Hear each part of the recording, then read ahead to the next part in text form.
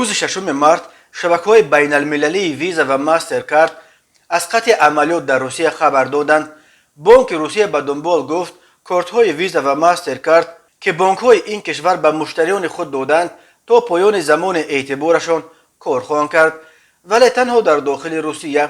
در بیرون از کشور یا برای خریدهای بین المللی آنها دیگر به کار نمی‌آیند. هزاران نفر از مهاجران و نزدیکان آنها نیز از این کارت‌ها استفاده می‌بردند و طبیعی است که این حالت پیش آمده به مردم مهاجر نیز تاثیر منفی می‌رساند. سبربانک و الف بانک گفتند که آنهایی که کارت میر دارند می‌توانند از آن همچنان در چند کشور ترکیه، ویتنام، ارمنستان، بلاروس، ازبکستان، امارات عرب، قزاقستان، قرقیزستان و تاجیکستان استفاده برند. سبربانک در تلگرام کانالش گفت این قرار به کار کارت‌های ویزا و ماسترکارد که سبربانک به مشتریانش داده است در داخل روسیه تاثیر نمی‌رساند. همه کارت‌های مشتریان سبر کار می‌کنند. با آنها می‌توانند در قلمرو روسیه عملیات انجام داده، پول گرفت، پول انتقال داد، در مغازه‌های آفلاین و مغازه‌های اینترنتی وطنی پرداخت کرد. چون که تمام پرداخت‌ها در داخل روسیه توسط شبکه وطنی NSPK صورت گرفته از نظام‌های پرداخت خارجی وابسته نیست، اما پرداخت‌ها در خارج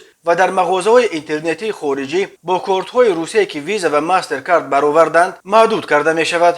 ما به ساکنان روسیه توصیه می‌دهیم که در وقت در خارج قرار داشتند از پیش مقدار لازمی پول نقد بگیرند و با پول نقد خراجات کلانشان، پول مهمانخانه، پول چپتر را پرداخت کنند، گفته می‌شود در بیانیه سبر.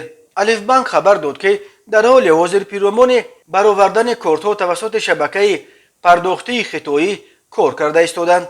ما الکی در مسئله برآوردن کارت‌های یونیون پی با شبکه ملی پرداخت‌های خطایی کار کرده ایستادیم. با این کارت‌ها میتوان در 180 کشور دنیا پول پرداخت کرد، گفته می‌شود در بیانیه نشر شده در تلگرام کانال این بانک. تحریمات به ضد نظام مالیوی روسیه بعد حمله‌اش به اوکراین وسعت گرفت.